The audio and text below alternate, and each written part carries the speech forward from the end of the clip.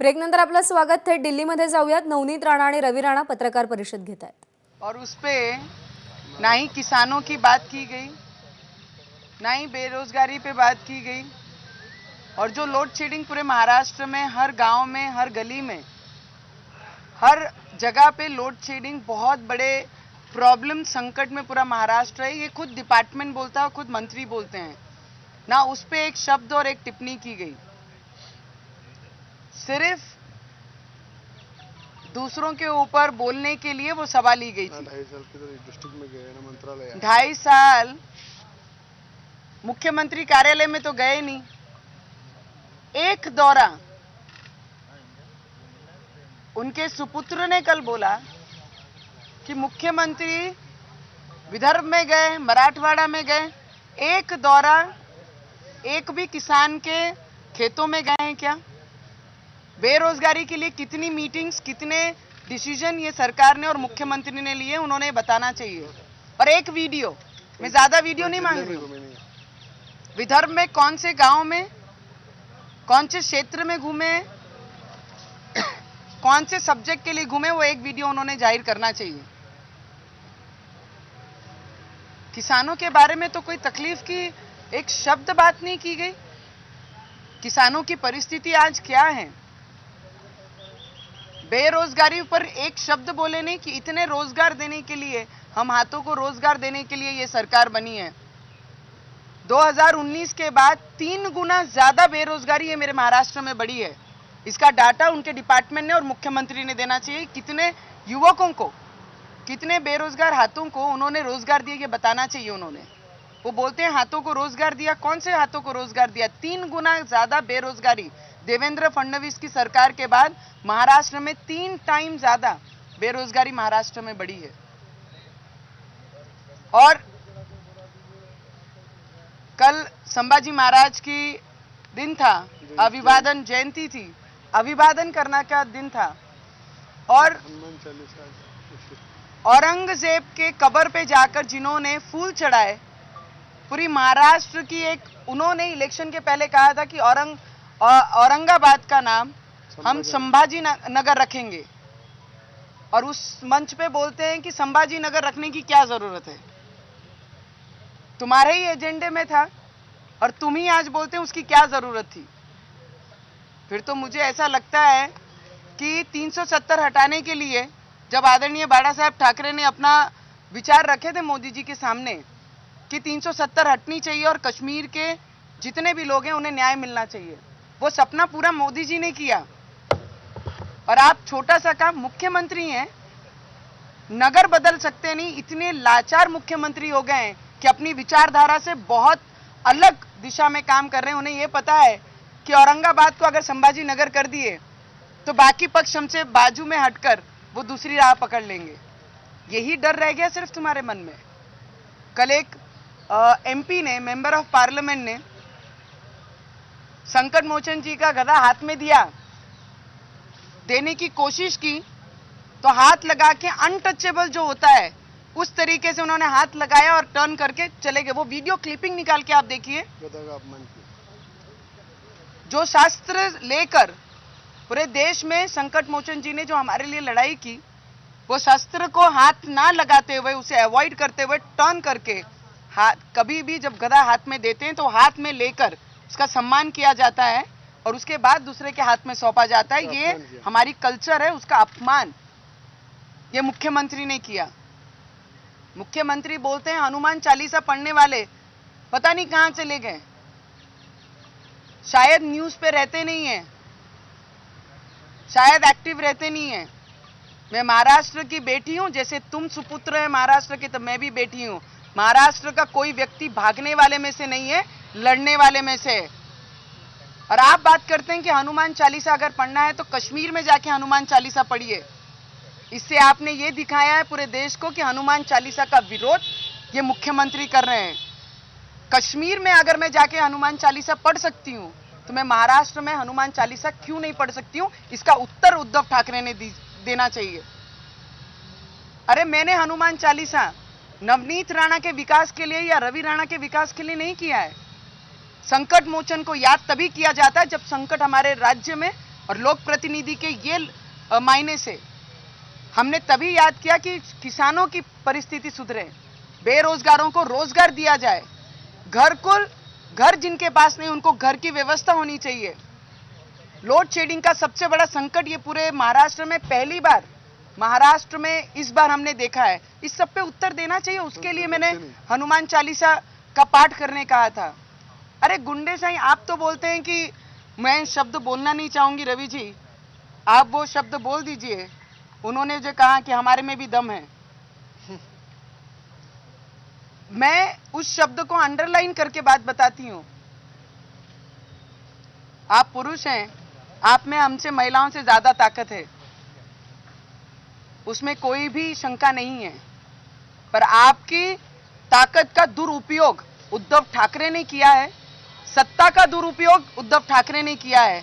हमारा देश जहां पुरुष महिला के पीछे खड़े रहकर साथ लेकर उन्हें आगे बढ़ाने का काम करती है और उद्धव ठाकरे उनको जेल में डालने का काम महाराष्ट्र में करती है। हनुमान चालीसा के लिए राजद्रोह लगाती है, हेट्रेड के ऑफेंस दाखिल करती है। इस सब पे उत्तर नहीं दिया।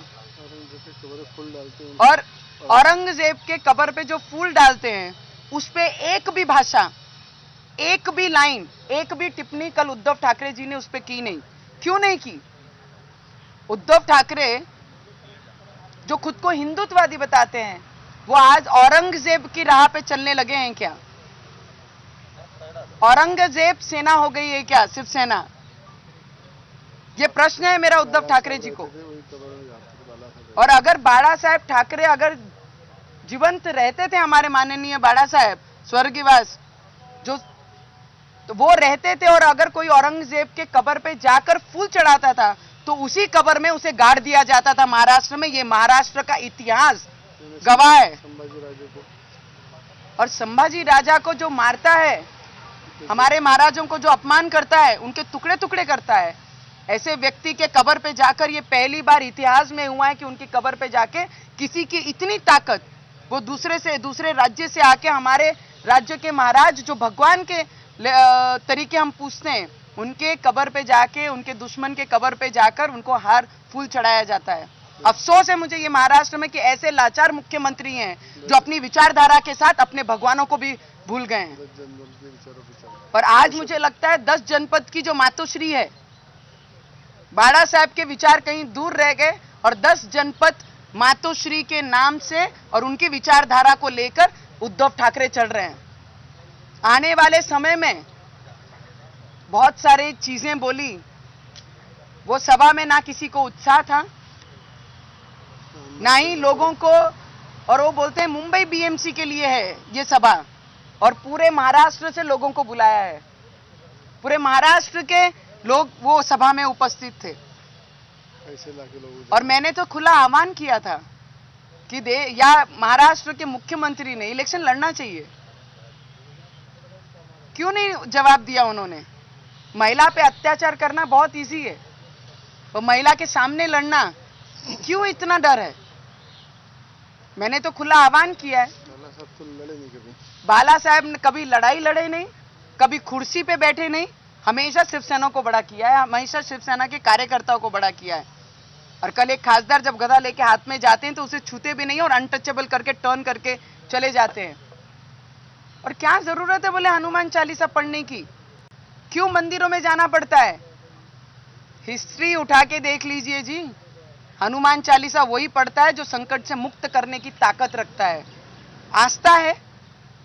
हम सब हिंदुस्तान में रहने वाला हर एक व्यक्ति अपने धर्म का प्रचार प्रसार करता है, और आप कहते हैं क्यों पढ़ना चाहिए? यह है उद्धव ठाकरे की नई विचारधारा जो कल उन्होंने खुद बोल के दिखाई। संभाजी नगर को, औरंगाबाद को संभाजी नगर क्यों बनाना है, ये विचारधारा पे उद्धव ठाकरे जी चल रहे हैं। बहुत सारे मुद्दे हैं और मुझे ऐसा लगता है, कल उन्होंने एक बात कही, बड़ी बढ़िया बात कही उन्होंने कि मुन्ना भाई की पिक्चर, मुन्ना भाई जो फिल्म आई थी, मुन्ना भाई MBBS, संजय दत्त जी वो पिक्चर में है, बहुत याद है, बहुत ज्यादा समय नहीं पर 8-10-12 साल तो मुझे लगता है वो फिल्म को हो गए हैं। किसी पे बोलते हुए उन्होंने कहा कि उनको सपने में बाला साहब दिखते हैं। अरे जो सपने देखता है उसे पूरे करने की ताकत भी रखती है। और एक चीज याद रखना, मुन्ना भाई MBBS सुपरहिट पिक्चर थी। अगर ये सुपरहिट हो गए, तुम ऑलरेडी फ्लॉप हो, इससे डबल फ्लॉप हो जाओगे। ये याद रखना, जो सपने देखता है वो करने की भी ताकत रखता है। अगर उन्हें सपनों में बाला साहब ठाकरे दिखते हैं और मुन्ना भाई जिस तरीके से सुपरहिट पिक्चर हुई थी वो सुपरहिट हो जाएंगे, तुम फ्लॉप से डिजास्टर हो जाओगे। ये चीज पे भी ध्यान रखना। बड़ा सबके विचारों पे नहीं चल रहे। बाला साहब के विचार, उनकी शाल से भी तुम्हें दिक्कत है और तुम अपनी विचारधारा को भूल गए, तुम अपनी विचारधारा से भटक गए। तो पूरे महाराष्ट्र की जनता को दिक्कत है आपसे। और आने वाले समय में महाराष्ट्र की जनता आपको आपके विचारधारा छोड़कर मतलब के लिए, स्वार्थ के लिए जो आपने पद लिया उसका उत्तर आपको देगी। जब उन्होंने कहा सभा में मर्दंगी की बात की और कायदा सुव्यवस्था की बात की, जो मुख्यमंत्री महाराष्ट्र का मर्दंगी की बात करता और ना मर्दंगी जैसे काम करता, जो एक महिला को राजद्रोह का गुना दाखिल करके जेल में डालता, लॉकअप में डालता और बोलता है हनुमान चालीसा यहाँ महाराष्ट्र में पढ़ने की जरूरत क्या है। और मुझे लगता है कि आज मुख्यमंत्री जिस तरीके से बात कर रहे थे कल, ऐसा लग रहा था किसी ने उनको डिक्टेशन दिया है कि इसके बाहर अगर तुमने बोला तो कल तुम मुख्यमंत्री रहेंगे या नहीं रहेंगे। इस प्रकार का लाचारी का भाषण कल रैली में उन्होंने संबोधित किया। और मुझे इसमें एक बहुत ये है कि इतनी लाचार सभा कि महाराष्ट्र के डेवलपमेंट के लिए बात किया नहीं, महाराष्ट्र के विकास के लिए बात किया नहीं। आज मुझे याद है, मैं वहाँ से विधायक हूँ, कि जो महाराष्ट्र के अंदर मुख्यमंत्री भाषण कल रैली में उन्होंने संबोधित किया। और मुझे इसमें एक बहुत ये है कि इतनी लाचार सभा कि महाराष्ट्र के डेवलपमेंट के लिए बात किया नहीं, महाराष्ट्र के विकास के लिए बात किया नहीं। आज मुझे याद है, मैं वहाँ से विधायक हूँ, कि जो महाराष्ट्र के अंदर मुख्यमंत्री हफ्ते में 2 दिन MP और MLA को मिलते हैं, पर 2.5 साल से MP MLA को राज्य के मुख्यमंत्री उद्धव ठाकरे मिलते नहीं, मंत्रालय में 2.5 साल जाते नहीं। और शिव भोजन थाली का नाम लेके जो भ्रष्टाचार शिव भोजन थाली में महाराष्ट्र में हुआ है, वो इतना बड़ा स्कैम है कि आने वाले समय में, मुझे याद है बाला साहब ने वड़ा पाव निकाला था, शिव वड़ा पाव। वो शिव वड़ा पाव हर गरीब एक वड़ा पाव खाके अपनी मजदूरी करता था, काम करता था। पर आज महाराष्ट्र के अंदर शिव भोजन थाली जो है, ये एक कॉन्ट्रैक्टर का भ्रष्टाचार का अड्डा हो गया है, जो सिर्फ बिल निकालते, फोटो निकालते और फोटो निकाल के बिल निकालते हैं और शिव भोजन थाली का बोर्ड लगाया जाता है, पर अंदर किधर भी शिव भोजन थाली रहती नहीं। ऐसी शिव भोजन थाली भी एक भ्रष्टाचार का माध्यम मुख्यमंत्री उद्धव ठाकरे ने महाराष्ट्र में बनाया। और वहाँ पे आज मुझे मालूम है, जिस तरह से उन्होंने देवेंद्र फडणवीस जब मुख्यमंत्री थे, उन्होंने जो महाराष्ट्र में काम किया, आज भी लोग महाराष्ट्र की याद करते हैं कि देवेंद्र फडणवीस जैसा मुख्यमंत्री महाराष्ट्र में चाहिए। और आज उद्धव ठाकरे बोलते हैं उनके विरोध में, जिस तरह से टिप्पणी कर रहे हैं, मुझे लगता है थोड़ा सा भी कुछ तुम्हारे में होगा तो उनके नखून की भी बराबरी काम के माध्यम से देवेंद्र फडणवीस के नखून की बराबरी तो भी करके बताओ। क्योंकि आज जिस तरह से आपने सिर्फ आरोप किया है 2.5 साल में, पर कभी काम नहीं किया, ऐसी परिस्थिति महाराष्ट्र में की है। और देश के प्रधानमंत्री मोदी जी के बारे में बोलते, अरे आप ही लोगों ने बोला था स्टेज पे बार बार, जब तक सूरज चांद रहेगा मोदी जी हमेशा साथ रहेंगे, मोदी जी के साथ हम रहेंगे। और आज मोदी जी का विरोध करते। अरे पूरे देश को मालूम है कि विधानसभा तुम कैसे लड़े, लोकसभा कैसे लड़े, किस तरह से तुम्हारी सीटें चुन के आई। लोकसभा में तुम्हारे 17-18 खासदार जाते, कभी सपने में भी तुमने सोचा नहीं था। सिर्फ मोदी जी का फोटो लगा के तुमने वहाँ वोट मांगे और उसी मोदी जी के साथ गद्दारी करके भाजपा के पीठ पे खंजीर खुपस के तुम मुख्यमंत्री बने। अरे जो आज बाला साहब ने कभी जीवन में सोचा नहीं कि कांग्रेस के साथ बैठ के सरकार बनाएंगे। बाला साहब ने आखिरी तक यही बोला, जिस दिन कांग्रेस के दरवाजे में मैं जाऊंगा उस दिन शिवसेना पार्टी बंद कर दूंगा।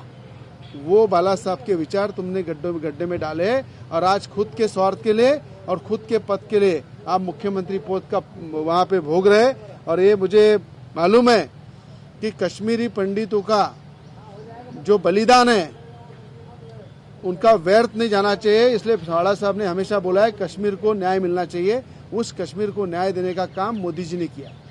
आज देश में जो जिस प्रकार से मोदी जी काम कर रहे हैं, और आप बोलते हैं कि सिक्योरिटी महाराष्ट्र में कुछ लोगों दिए।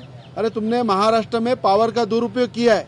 जब नवनीत राणा पे आपने राजद्रोह का गुना दाखिल किया, बिना बाहर निकले उनको डिटेन किया, शिव सैनिकों को रास्ते पे उतारा, हमारे शिव सैनिक के गुंडों को रास्ते पे उतारा, हमारे घर पे पथराव किया, पर उनपे एनसी मैटर नहीं होता।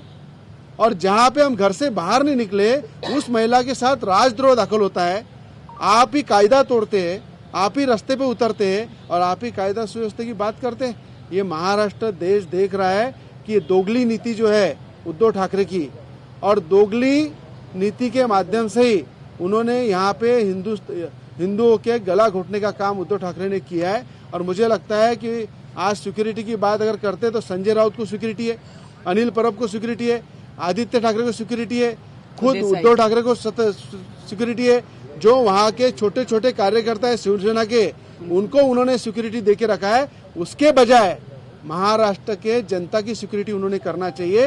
वो ना करते हुए महाराष्ट्र में सबसे ज्यादा क्राइम, सबसे ज्यादा गुंडागर्दी, सबसे ज्यादा तोड़ी वसूली, जो वाजे जैसा एक ऑफिसर मुख्यमंत्री के आदेश से पुलिस में भर्ती होता है और मातोश्री के लिए वसूली करता है, और उसके माध्यम से कई मंत्री जेल में जाते हैं। ये महाराष्ट्र कभी नहीं था, वो उद्धव ठाकरे ने महाराष्ट्र बनाया।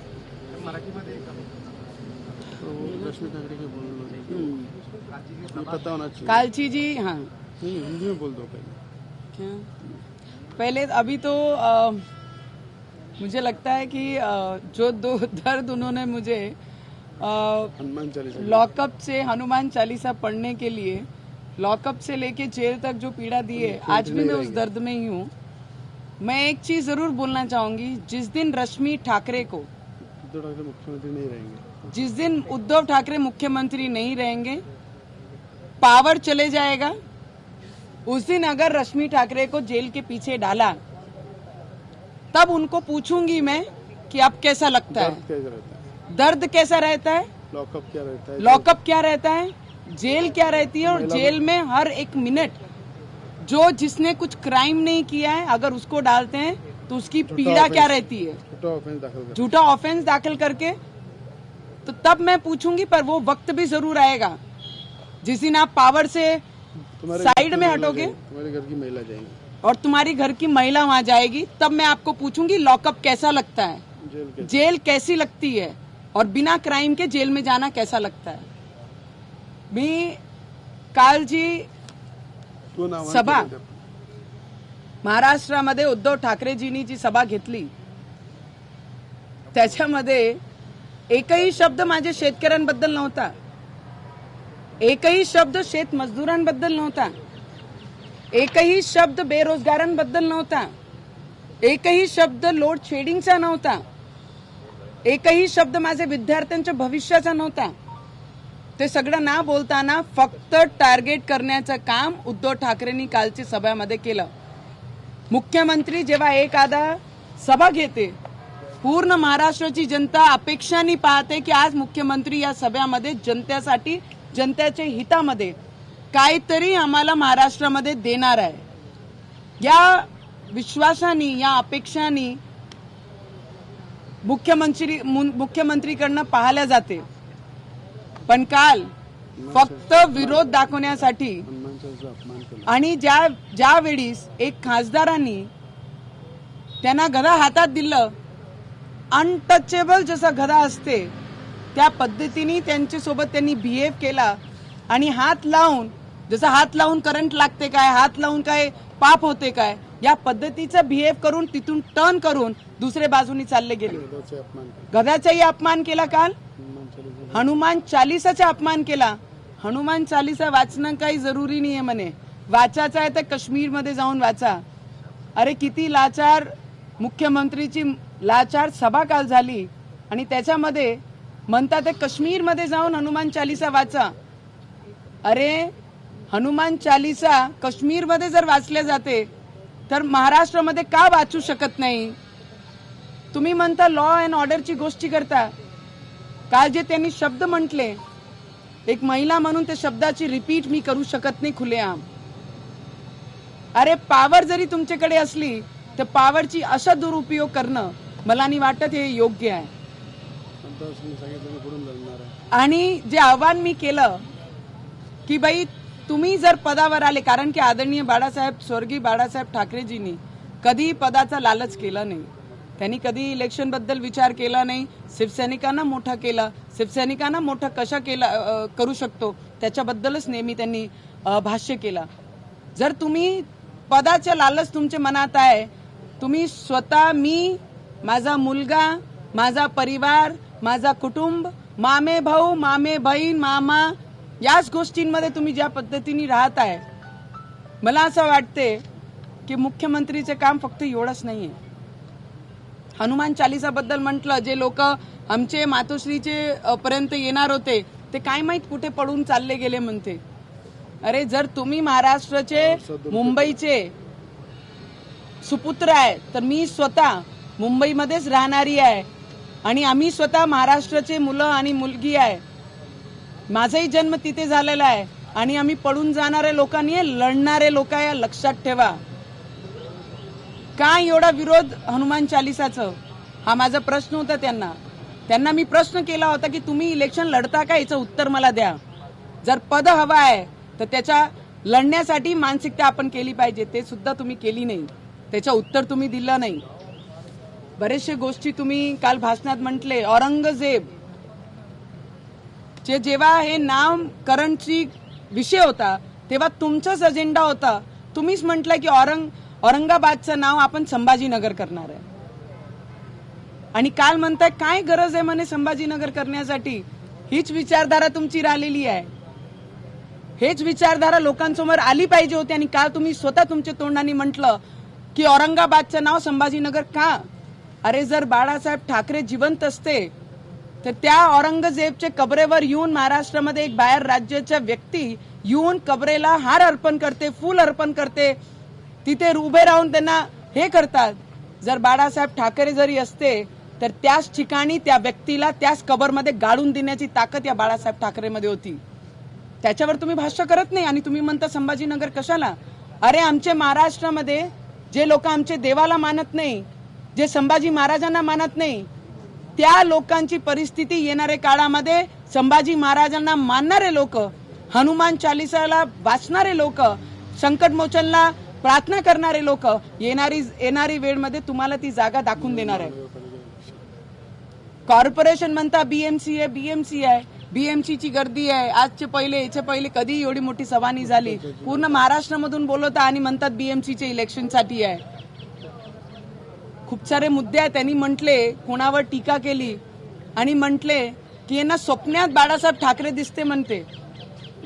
त्यांना एक कार्यकर्त्यांनी आठवण करून दिली. ते कार्यकर्त्यांनी करून दिली की दिवसभर तुम्हाला तेच कामं असतात की कोणत्या विरोधकांना कसं उत्तर द्यायचं, फक्त त्याच्यावर अभ्यास करता. विकास ते कामं राहिलेच नाही उद्धव ठाकरेकडे. आणि मुन्नाबाई MBBS मध्ये काय घडलं, कसं स्वप्नात महात्मा गांधीजी येत होते आणि यांना स्वप्नात बाळासाहेब ठाकरे येत आहे. अरे स्वप्ने खरे होत असतात, हे लक्षात ठेवा. आणि जे खरं झालं तर ते सुपरहिट होईल आणि तुम्ही डिझास्टर होणार आहे, तुम्ही फ्लॉप होणार आहे, हे लक्षात ठेवा. तुम्ही फ्लॉप आहेच. आणि जर ते MBBS जशी सुपरहिट झाली होती तसंच जर यांचं स्वप्न सुपरहिट झालं तर तुम्ही फ्लॉप मधून डिझास्टर मध्ये येणार आहे. हे गोष्टी लक्षात ठेवली पाहिजे तुम्ही. आम्हाला म्हणता आम्ही पडून गेलो. अरे नवरा बायको आणि एवढे ताकदीने अपक्ष एवढे वेव्ह मध्ये निवडून आलेलो आहे. लोकांची सेवा दिवस रात्र केला, रक्ताचा पाणी आम्ही केलाय. आणि म्हणून एक निर्दलीय सांसद, खासदार म्हणून मी महाराष्ट्रामध्ये आणि आमदार म्हणून तिसऱ्यांदा निवडून येतो आहे. शिवभोजन थाली आज महाराष्ट्रामध्ये देवेंद्र फडणवीस असताना त्याच्यापेक्षा तिप्पट ज्या ठिकाणी देवेंद्र फडणवीसांनी रोजगार द्यायचं काम केलं महाराष्ट्रामध्ये, त्याच्यापेक्षा 3 पट बेरोजगारी आज उद्धव ठाकरेंच्या सरकारमध्ये वाढलेलं आहे. आणि आज तुम्ही शिवथालीच्या नावावर जे कॉन्ट्रॅक्टर लोकांचे घरं भरताय. बाळासाहेबांनी शिव वडापाव सुरू केला होता तेव्हा गरीबातला गरीब व्यक्ती वडापाव खात होता, मजदुरी करत होता. पण शिवभोजन थालीची फक्त बोर्ड लागलेला आहे, थाली पण गायब आहे, थालीतले पदार्थही गायब आहे. आणि कॉन्ट्रॅक्टरचे फक्त बिलं काढत चाललो आहे. एवढा मोठा स्कॅम, इतका मोठा घोटाळा हा शिवताली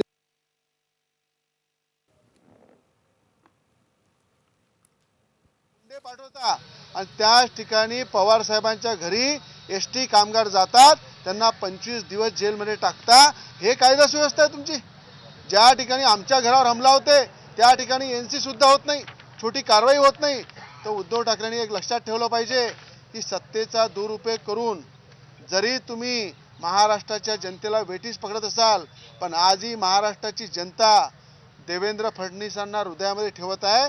देवेंद्र फडणवीसने जे कामं केले महाराष्ट्रामध्ये आणि कामाच्या माध्यमातून एक चांगली इमेज तयार केली, त्या इमेज सारखं तुम्ही नखून सारखं तरी फडणवीसांसारखं काम करून दाखवा, तर खऱ्या अर्थानं महाराष्ट्र म्हणेल की हा मुख्यमंत्री आहे.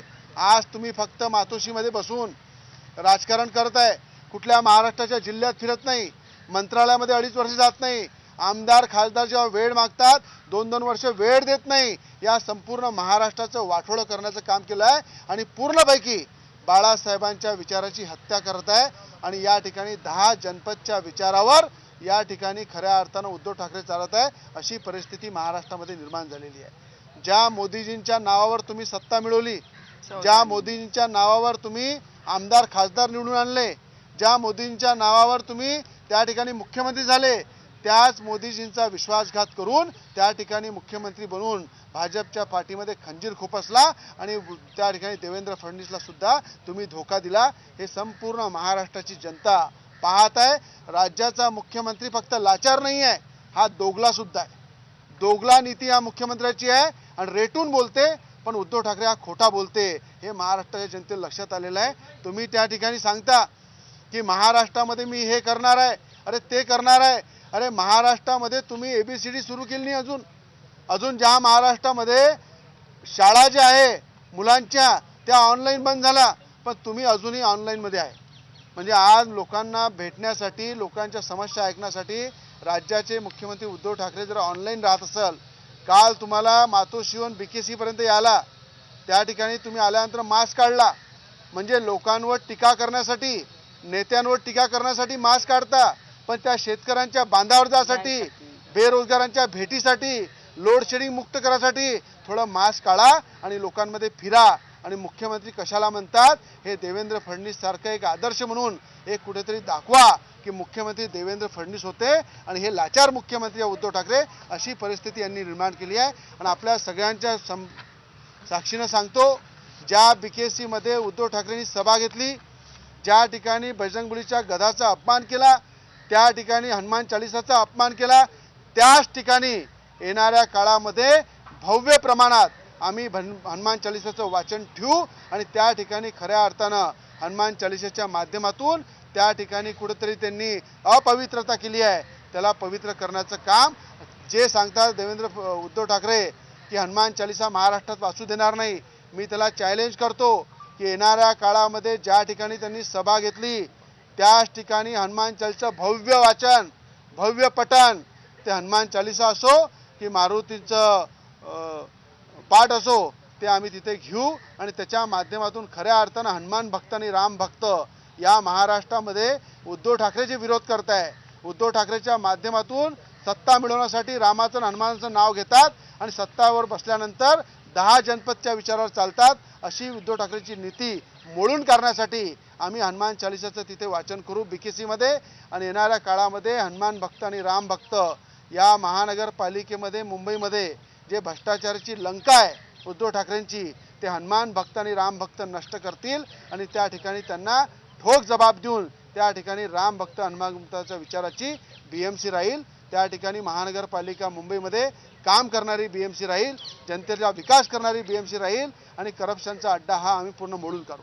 10 जनपद, हिंदी में बोलो तुम्ही. 10 जनपद. आता मातोश्री बाळासाहेबांच्या विचारांनी चालत नाहीये, पण आज 10 जनपद मातोश्रीच्या विचारांनी चालत आहे. या पद्धतीची उद्धव ठाकरेंची विचारधारा झालेली है.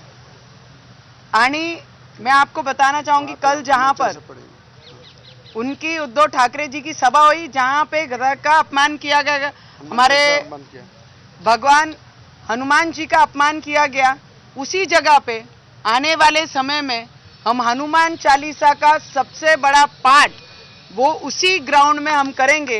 ये उद्धव ठाकरे जी को बताती हूँ, जितना अपमान करोगे उतना आपके विरोध में भगवान का नाम लेके आपको ये दिखाएंगे कि भगवान में ताकत है, कि आप में और आपके पावर में ताकत है। पावर का दुरुपयोग करो। जब संकट मोचन किसी पे बरसेंगे तो ऐसा बरसेंगे कि 20 फुट खड्डा नहीं, तुम्हें धरती में ऊपर आने की भी जगह मिलेगी नहीं। ये याद रखना उद्धव ठाकरे जी। उद्धव ठाकरे की सभा, उसकी परमिशन, जो सरकार में थे बीजेपी के साथ, मतलब कि हम गधों के साथ सरकार में थे और मुझे लगता है जो कल उन्होंने कहा कि इतने साल जिनके साथ हम थे वो गधों के साथ में हम थे, मुझे लगता है बीजेपी गधों के साथ में थी और उन्हें अब पता लगा कि जिनके साथ वो थे, जिनको लेके उन्होंने चला, जिनको इतनी बड़ी सत्ता देने का काम इतने वर्षों से बीजेपी ने किया, वो हिंदुत्व की हत्या कर आज वो हिंदुत्वों की हत्या कर रहे हैं। और जिनके थाली में बैठ के खाया उसी के पीठ पे खंजर खोपने का काम उद्धव ठाकरे ने किया। बीजेपी संजय राउत ने भी एक बयान दिया की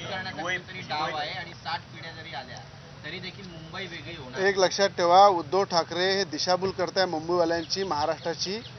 जे मुंबई आमची ताकद आहे, आमची राजधानी आहे, आमचं त्या ठिकाणी सगळ्यात मोठं वैभव आहे मुंबई, ती महाराष्ट्रातून कधी अलग होणार नाही। आणि मला विश्वास आहे जे उद्धव ठाकरे वारंवार मुंबईची आणि महाराष्ट्राची दिशाभूल करताय, जेवढं प्रेम आमचं सगळ्यांचं मुंबईवर आहे तेवढंच प्रेम केंद्राच्या सगळ्या नेत्यांचं सुद्धा आहे।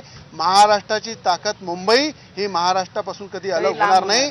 पण लोकांची दिशाभूल करून जर उद्धव ठाकरे मतं जमा करत असेल किंवा बीएमसीचं इलेक्शन लढत असेल तर एक लक्षात ठेवा, त्याच मोदीजींचं नाव घेऊन तुम्ही एवढे आमदार निवडून आणले आहे, खासदार निवडून आणलेले आहे आणि त्याच मोदीजींना तुम्ही धोका दिलाय हे लोकांना चांगलं समजते। म्हणून कुठेही मुंबई अलग होणार नाही, ही महाराष्ट्रामध्येच राहील।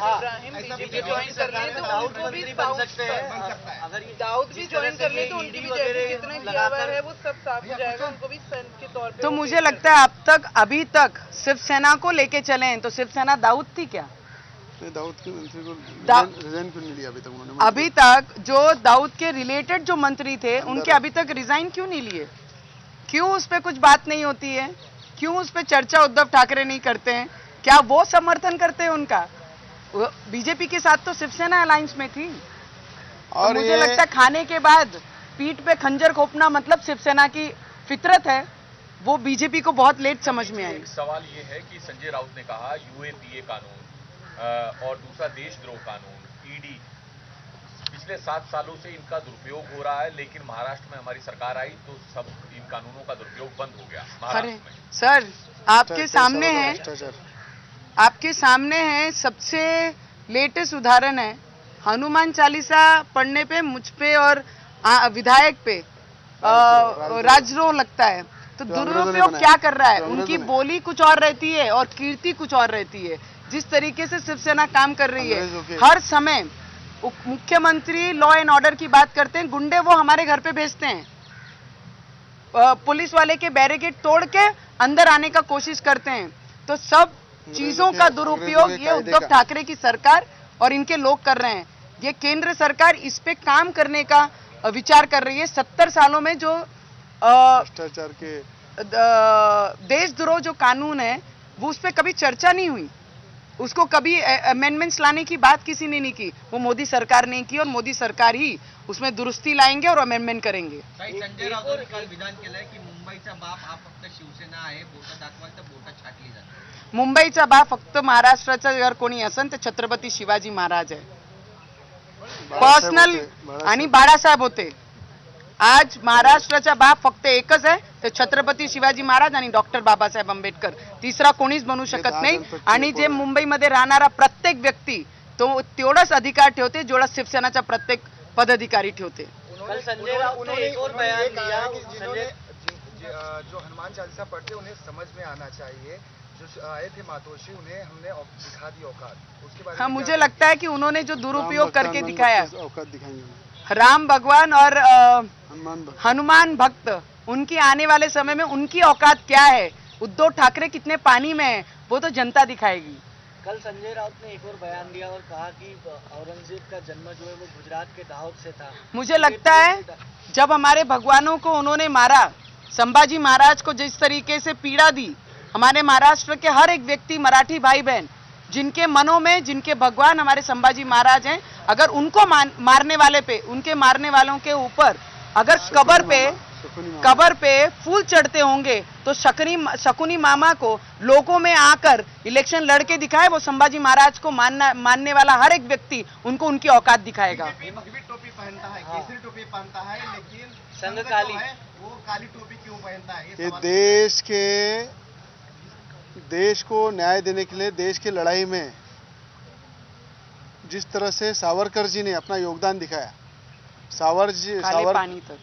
सावरकर जी को जिस प्रकार से अंग्रेजों ने काले पानी की सजा दी, उन्होंने भी काली टोपी पहना था। और मुझे लगता है शिवसेना बार बार सावरकर जी का अपमान कर रही है, अवमान कर रही है, ये काली टोपी के माध्यम से दिख रहा है। जिन सावरकर जी ने, वीर सावरकर जी जिन्होंने अपने देश के लिए लड़े और अंग्रेजों ने उन्होंने काले पानी की सजा दी, देश के हित के लिए अपना बलिदान दिया, ऐसे सावरकर जी काली टोपी के ऊपर शिवसेना जब बोल रही है तो मुझे लगता है सावरकर जी का अपमान वो कर रही है। उनका कहना है हिंदुत्व विचारों में होना चाहिए, भगवा टोपी से नहीं। इनके विचारों में कहाँ जीवंत है? आज अगर इनके विचारों पे रहती तो हनुमान चालीसा पढ़ने वाले को देशद्रोही नहीं बनाया जाता। अगर इनकी हिंदुत्ववादी जिंदा रहती तो गधा हाथ में लेके दिखाते कि मैं हिंदू हूँ। अगर इनकी हिंदुत्ववादी जिंदा रहती तो औरंगाबाद को ये संभाजी नगर करके दिखाते। औरंगजेब के कब्र पे जाकर फूल चढ़ाने की ताकत अगर महाराष्ट्र में किसी में आती है तो ये उद्धव ठाकरे की सरकार में आती है, ना कि कोई और सरकार में ऐसी आज तक किसी ने हिम्मत की है। उनका कहना है कि सब ABC टीम है, तो ये भी ये कांग्रेस की, ये अभी उद्धव ठाकरे की जो सरकार है वो ABC वही है, तीन ही है, तीनों है ना, ABC तीनों है ना। जनपद के हिसाब से उनकी विचारधारा बदल गई है। उन्होंने ये भी कहा है कि राहुल को वहाँ पे जम्मू कश्मीर में मारा गया बीजेपी की तरफ से, जैसे कुछ नहीं किया, कि अब वो वहाँ पे भी हनुमान चालीसा पढ़ेंगे? देखिए, देश के गृह मंत्री बहुत सक्षम मुझे लगता है 370 हटाने से लेकर, देश में राम मंदिर बांधने से लेकर, हर जिले में मेडिकल कॉलेज से लेकर, हर चीज पे जो निर्णय आज देश के हित में हो रहे हैं, बॉर्डर पे लड़ने वाले सैनिक से लेकर गृह मंत्री और प्रधानमंत्री, ये देश के हित में हर वो एक मूवमेंट और हर एक विचार अपने आगे लाकर लोगों को ये दिखाया है कि वो लोगों की, और वो एकदम स्ट्रेंथली सक्षम है हमारे गृह मंत्री। ये सब चीज जिन्होंने भी की है उनके अगेंस्ट कार्रवाई करेंगे, और ये यही कर सकते हैं और कोई नहीं कर सकता। ये देश के प्रधानमंत्री ने दिखा दिया है। 15 जून को जा रहे हैं अयोध्या। नकली और असली करने वाले लोगों को जो हनुमान का नहीं हुआ वो राम का कैसे होगा? डेट चेंज किया है वैसे। मुझे लगता है घबराहट में अभी समय भी चेंज होगा। इलेक्शन के हिसाब से डेट बदलती जाएगी, वो अभी इलेक्शन के हिसाब से डेट बदलती जाएगी। राम महत्व का नहीं है उनको। मुझे लगता है जिस तरीके से मुख्यमंत्री की कल भाषा देवेंद्र जी फडणवीस के लिए थी, वो दुर्भाग्यपूर्ण है। जिसके साथ बैठकर इतने साल सत्ते का आनंद तुमने लिया, घर से बाहर भी नहीं निकले, और ऐसे देवेंद्र फडणवीस जी के लिए जो शब्द बोले उसका मैं निषेध करती हूँ। मुख्यमंत्री को और उनके उम्र को, उनके एज को ये शोभने वाला विषय नहीं था। अच्छा, मुझे बताइए कि उद्धव ठाकरे जी ने इस महाराष्ट्र के लिए, देश के लिए उद्धव ठाकरे का क्या योगदान है? उन्होंने जब वो बाबरी मस्जिद गिर रही थी तब वो फोटो निकाल रहे थे, जंगल घूम रहे थे, टीवी देख रहे थे। तो मुझे लगता है जिन लोगों ने इसके लिए बड़ा योगदान दिया है उनकी तारीफ करना चाहिए, उनका अभिनंदन करना चाहिए। आज बाळासाहेब रहते तर आणि आता या घडीची एक मोठी बातमी आहे, तर राणा दाम्पत्याचं संजय राऊत यांच्यावरही हल्लाबोल आपण बघतोय। एबीपी माझा, उघडा डोळे बघा नीट।